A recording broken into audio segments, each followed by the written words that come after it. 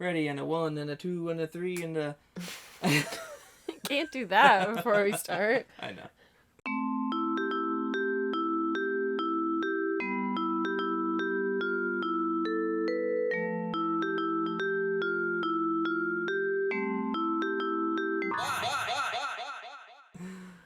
Hello, everybody, and welcome to Why Would You Show Me This? I'm Will. And I'm Dani. And today it's a little bittersweet. We watched the film a little bit before William Friedkin passed away. So this is in honor of him and his career and being such a force in filmmaking for 3-4 decades or longer. But yes, the movie that we watched is Sorcerer, and I showed it to Dani. It's my my pick this week. What did you think of Sorcerer? I liked it. You liked it a lot? Yes. Good. Because if you didn't like it a lot, there would be problems. There would be problems. Because if anyone says that this movie isn't good, I think that they're just stupid. Well, that's a good hill to die on, I guess. If you watch this movie and you're not completely enthralled and you're not on the edge of your seat and there's just something wrong with you. I agree. Maybe you've been through really, really horrible shit. Maybe you've been through something that they've been through in the movie or worse, and you're like, this is nothing. Maybe you've done what they've done in the movie. Yeah, You're like, this is nothing to me. Yeah, that's fine. Whatever. I've done that. Yeah. I've done that. So when I did pick this to show to you and it started, I think you said, this isn't what I was expecting. No. I mean, Sorcerer, I was expecting some sort of magic. That's what I was wondering. I was wondering what was in your brain before we watched it. Oh, hold on. Magic. That was what was in my brain. There is a little bit of magic. If you were to call fate magic. I guess. We'll go with that, I guess. We'll go with that? Okay. But that's definitely not my opinion. No, okay. I do think that fate does play a big part in the story. And but we'll get into that. So, you like the movie, and what would you say is like, what did you take away from the movie?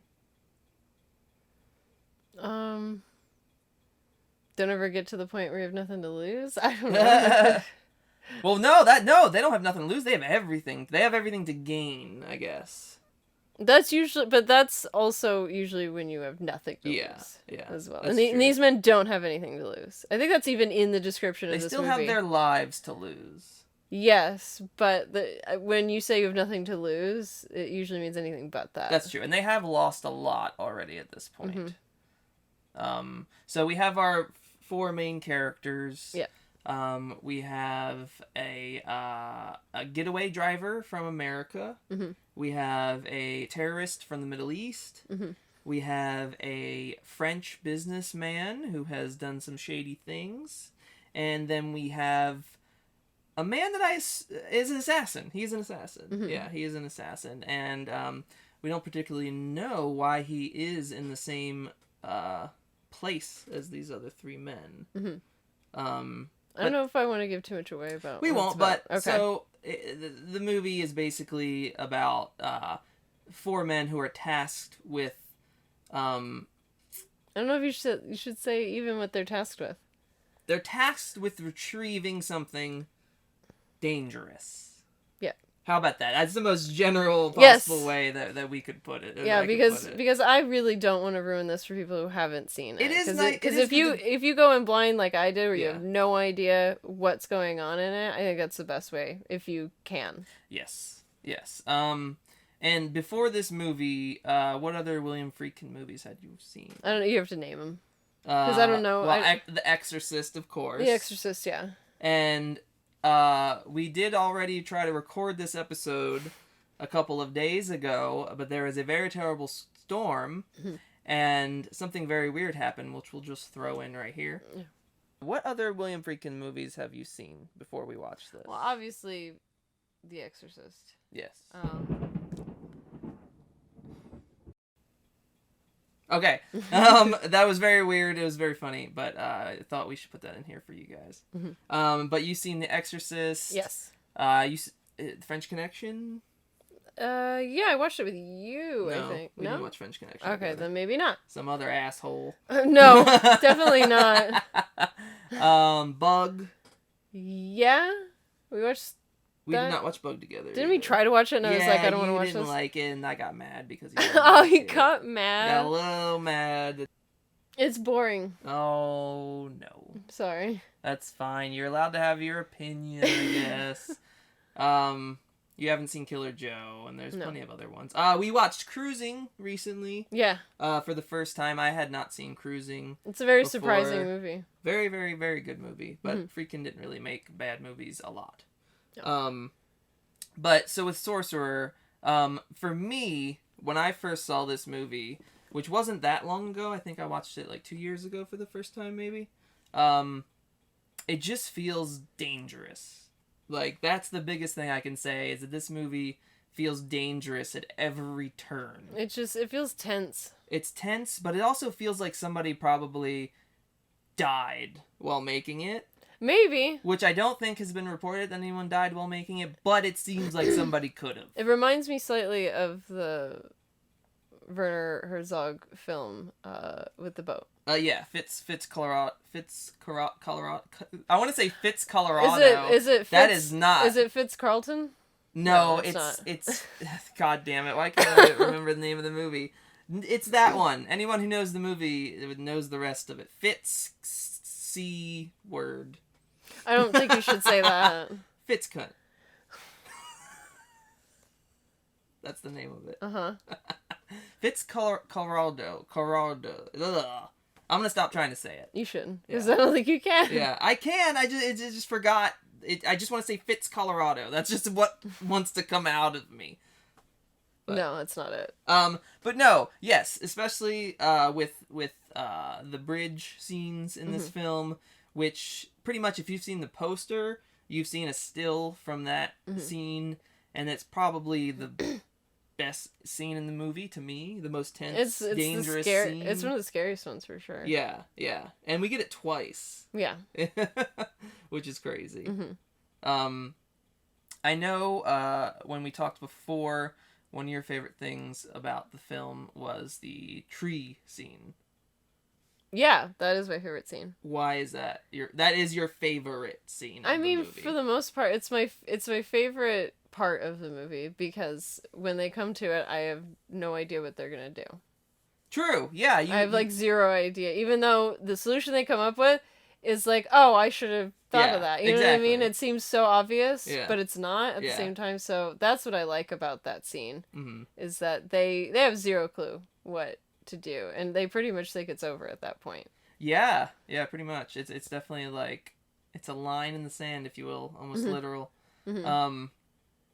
But so what did you think of the cast? It's great. I mean, there's no one in it that isn't good. Yeah. Basically. Yeah. But Roy is my favorite. Well, Roy's always great. Yeah. But it's funny, I don't know if you know, Roy was not Friedkin's first choice. And he actually felt like he wasn't exactly right for the movie. Oh, that's sad. Yeah. Because I think he's great. Yeah. Who did he want originally? Shit. I can't remember. But yeah, Roy was definitely not his first choice. Funny enough, on Cruising, same thing, Pacino was not his first choice. Do you know who his first choice was for that? For Cruising, no, I don't know that either. But he didn't like Pacino's, performance until later on in life, when he finally came around to it. Oh, that's interesting. Isn't that crazy to think about, that you make a film and the lead performance you don't even like? I mean, it's interesting that you would while directing it not realize that. I know. I think he realized while he was directing. I think the whole time he was making the movie, he was like, "This probably isn't going to be great." But I'm gonna make it anyway. Well, yeah. I mean, you got millions of dollars from a studio. You have to do. That must suck, though. Yeah. To like make something and know that it's not going to be to your standard. And also, it makes me wonder, because it's just like, both of those films, Pacino and Roy in this one, they're both great. Yes. They're both great in their roles. So I really don't know what he thought. I don't know. I understand how, if you have a vision in your head, how maybe that would be, if it gets compromised, you might just, it's hard to let that go. So that might be what his deal was. Yeah. Makes sense. Yeah. You said you saw this like 2 years ago. I think so. Yeah, it's about 2 years ago. For some reason, I thought you were younger when you saw it. No, I didn't see it till we moved out here. Did you know about it ahead of time or no? Yes. Sorcerer is actually a movie that I knew about for a while. It's one of those movies which hopefully you guys understand this, and maybe it's just me because I have a long list of films I have to watch. But yeah, it's just a movie that sat on my watch list for a very long time, and then I was finally like, you know what, I'm going to do it. I'm going to watch that today. Mm-hmm. And then I was like, God damn it, I should have never put this off as long as I did. I mean, you've seen it now. You know? Yeah, I've seen it a couple times now. So, and this is one of those movies that I would it's like a movie to have in your back pocket. Like, oh, you haven't seen fucking Sorcerer? Bam! I got the Blu-ray in my pocket right here. Let's watch it. I mean, I don't know. I don't know if this is What? I feel like this is, like I said in the beginning, I feel like this is a movie that you can't not like this movie. It grips you. It fucking pulls you right in, and you don't leave. I mean, I understand that, but this is like a movie for me, like Fan of the Paradise. This isn't something I would share with other people. In fear that they wouldn't like it? Yes. I don't get how you could, but like maybe with the beginning, because the movie does turn into a completely different movie. After the first act. It has absolutely nothing to do with the movie and everything to do with I don't trust anyone else's taste in movies. Oh. Does that make sense? Yeah, I guess that's true. I guess I still think that, like, oh, I'll show you this movie and you're gonna love it because I love it. You're so earnest in that, where you're like, this movie's so good. Like, it's not just because I love it, it's because this movie is fantastic and you know that. Oh, yeah. But for some reason, they'll, like, I swear, you'll show them that and then they'll be like, no, I don't like it. You know what I mean?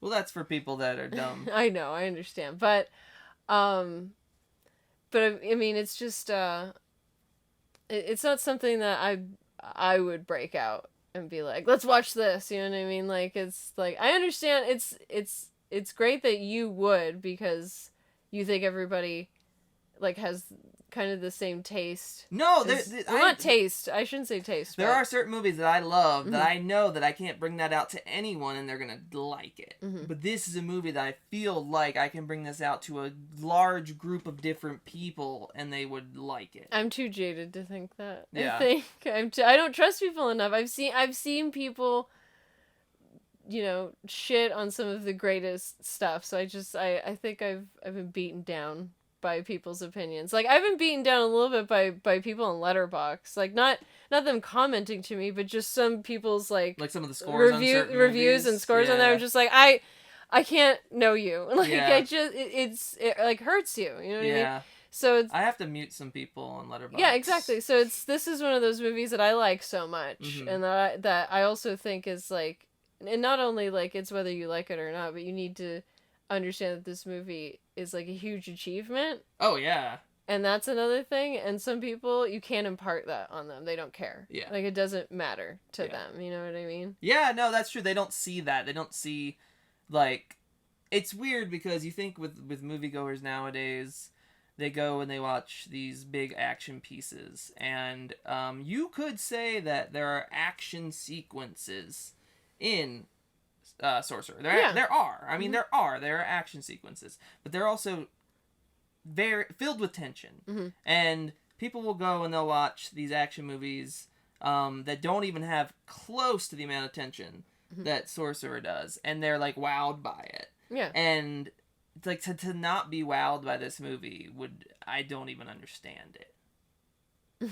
I don't. I do. If you haven't seen the movie, don't listen or fast forward a little bit, whatever. We're gonna talk about the scene because I need to talk about the scene. Okay, so you're gonna spoil it? Yeah. Well, look, it's a movie from 1977. Okay. You're like close to. You're like, you should have seen it by now. Yeah, I mean, it's close to 50 years old. It's 45 years old. I mean, 44 years old. I experienced something similar to that. Remember where I guess I ruined something in like one of the last Harry Potter movies for one of your relatives, and I didn't mean to. No, it was for one of our friends. Was it? Yeah. Oh, okay. Yeah. Yeah, and I was like, wait, I because I did the same thing. I assumed, I'm like, well, everyone's seen these movies, right? And also, I'm just like, they've also been out for like a while, so like, so I did the same thing where I was like, oh, sorry. Yeah, but so Sorcerer, the truck crossing the bridges scenes, since it's both trucks. Mm-hmm. I mean, it's just incredible to hear about what they went through to make that. Mm-hmm. Like they had, I believe 2 locations before the one that they got, that it just dried up. Like there wasn't enough water to make it look like they're going over a river. And the bridge itself, they had to build that was like mechanical. Mm-hmm. It was, obviously it can't just be a fucking wooden bridge. But yeah, just the. So it was all controlled then. Yes, definitely. They had to. You had to do that. Go on the IMDb for Sorcerer and read all this stuff because it's pretty great. But yeah, just the amount of bullshit that they had to go through to do the bridge scene, just that scene, let alone the explosions, the fire, like everything that happens in that movie. It's a lot. But the bridge scene it's incredible. It's one of the best scenes in cinema history for sure. Well, if we're talking about spoiler things, can I talk about something then? Go ahead. No, talk about it. We should look. This is an old movie, and I do want to, tell people, hey, we're gonna say some stuff, but we gotta talk about it. So the scene with the explosion. Yes. That's like one of the worst scenes, and I don't mean it's bad. I just mean it's hard. It's one of the most intense explosions. It's hard to experience because right before it happens, everything. Is pretty okay. Everything's as okay as it can be. Yeah. But he's just jovially talking, and then bam, he's gone. And I was just like, I felt like they captured that perfectly because you do feel that you're like he's gone. Like you're just not like just he, them. I know both. Well. And I actually thought you were talking about the explosion at the beginning of the movie. Oh, I'm sorry. No, it's fine. No, but. Oh, I didn't care for that guy. What are you talking? Well, but the explosion in the beginning of the movie is like one of the most intense, like the sound design on the explosion. No, I know. I'm not talking about that. I know, but just the first explosion like rocks you. I think it gets you ready. Yeah. For what the movie is going to do. Yeah. But yeah, the end one. I mean, that's if you don't know what's going to happen, and it's just. Well, it comes out of nowhere. Yeah. And then it's just over. You know what I mean? There's nothing to be done about it, and I think we feel the same way that, like, Roy feels as he's driving, where he's just like... Fuck. Like, he's gone. Like, he was here, and he's gone now. Yeah. And yeah, and so it's just... And it was just after he had given him the letter for his wife. Too. Yes, yeah. So, yeah, that's a lot. Or no, he was talking about his wife, and he's like, oh, I'm gonna get back to her. Well, the interesting thing is that I like that Roy talks about, like, there's 2... That must mean that you don't have faith that one of us is going to make it. And what's funny is that you feel like... That's how he ups his pay. Well, you feel like that once he says that, you're like, oh, well, that's not going to happen because you said it. You know what I mean? Yeah. like it tricks you. It does trick you because you're like, well, because he said it might happen now, it's not going to because it's too predictable.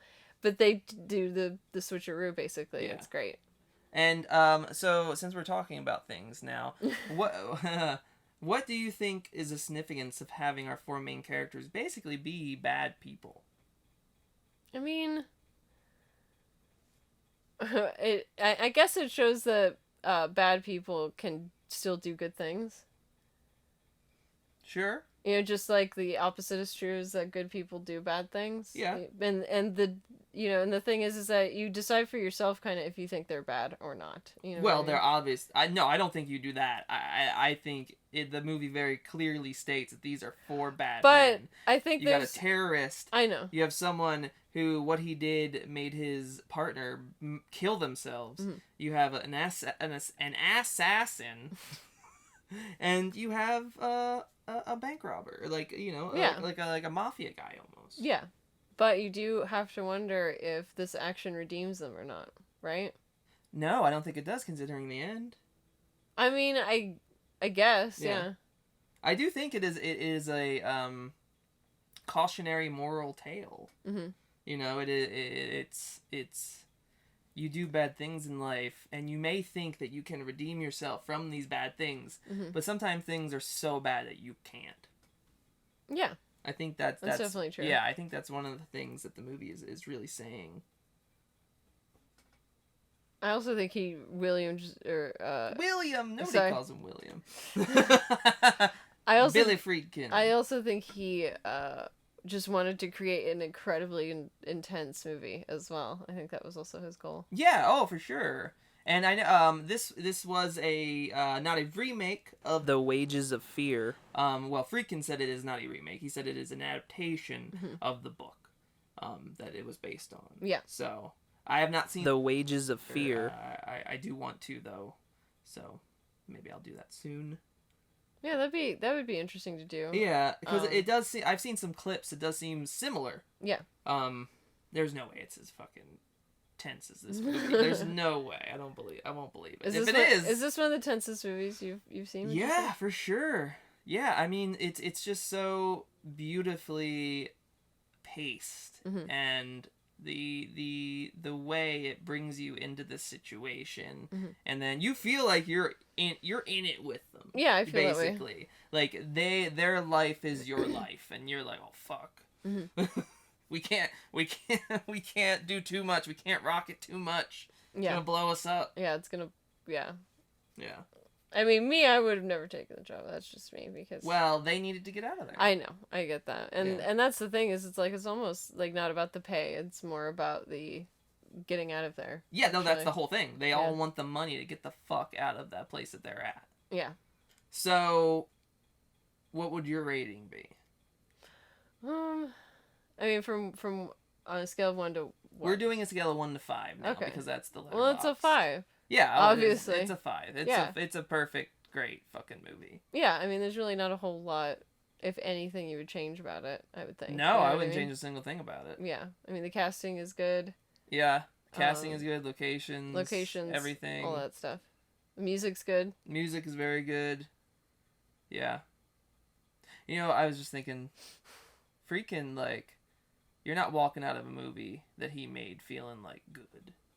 Well, he's not making a movie for you where you're like, yeah, life's great. No, I disagree. I mean, granted, yeah, but I don't think he's trying to negatively impact you. I think I would say you don't leave a Friedkin film unchanged.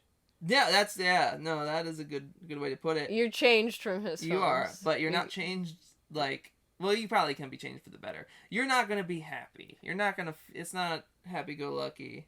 No, but I don't like phrasing it like that. You're not going to be happy. Like, that's not a great way. To be unchanged is good. I guess that's a better way to put it. Yes, but this like, movie's gonna make you unhappy. It doesn't really make it. No, it doesn't sell that. No. So, but it'll change you. That'll be the tagline for my first movie. See, yeah, and it's you know, I don't like to bring up current movies and stuff like that, but it's like, you know, Oppenheimer. You know what I mean? You said it like it was a bad word. You're like, it's like because people it makes certain people just go in the comments, you know what I mean? And I just don't want that. But it's like that, you know what I mean? It's not a feel good movie, you know that, no. You know what I mean? But it's a great movie. But it's an important film to see. Yeah. I would put this on the important film to see list. Yes. For sure. And a lot of those important films to see aren't always happy. No. Most of them normally aren't. But they are important. They are important. Nonetheless. Not happy, but important. I want a shirt that says that. Not happy, but important. Yep. That'll be our next run of shirts. Yes. Not happy, but important, and a Friedkin's face on the back. Ooh, I don't know if I want that. No, okay, fine. Okay, fine. We won't do that, though. But we can put like dedicated to him, or, you know, directed by. We should do that, like a credits, like directed by. He would hate that. He'll be looking down at us, spitting, or up at us. Either or, right? Right now he's spitting from somewhere. I don't know why I'm saying that. I don't know why, but it's fine. He's angry. He's not happy. Yeah, he's not happy, but he is important. Yes. We love you, Friedkin, wherever you are. I'm gonna look all around. Oh my god. Like he's a ghost somewhere? He might be, yeah. Okay. He wouldn't be paying attention to us. No. He'd be like, fuck you. Why is he so angry at us? He's an aggressive individual. All right. Speaking of being an aggressive individual, on YouTube there is an interview that Nicholas Winden Friend. Yeah, I know it's. Okay. I am really bad at saying people's names. You are. NWR. There you go. That's what he goes by most of the time. Nicholas Winding Friend. Riffin. REFN. I'm gonna cut a lot of this shit out because I sound stupid. Oh my goodness. There's an interview with them and it's great. I haven't seen the interview, so I can't attest. But I'm sure. It's really going off the rails at the end of here. I'm sure Will is a good judge of interviews. So to make myself look like an idiot on the Friedkin episode. You're fine. All right, everybody. Well, please follow us on social media. We are at WWYSMT Pod on both Twitter and Instagram. I will not call it by its new name. I am at Zombie Trill on pretty much anything, including Letterboxd. Oh, and Dani doesn't want to give it out. Nobody cares. And I'm at Decayed Dani on Instagram. That's pretty much all I'm on. And Letterboxd. Oh. Drop Dead Dani. No. That's still Instagram. No, it's Decayed Dani, I believe, still on Letterboxd. Oh, okay. If you care at all to read the minimal things that I say sometimes Dani about movies. Rates stuff. I rate things, and sometimes I'll say one or two things about the movie. That's about it. Yeah. So, if you're interested in that, go for it. Well, thank you guys for listening and watching. Next pick is Dani's pick. Yes, so we'll see what she picks for me. And if you have any suggestions, go ahead and send them to me. You can't give suggestions. You have to pick the movie. I am going to pick it. But it has to be a movie you've seen. And it will be. Okay. All right. I know what the rules are. Do you? Yeah. Okay. I helped create them. Eh. What? He's right. He's going to cut a lot of this. Yeah. All right. Thank you, everybody. We'll see you next time. Bye, guys. Bye.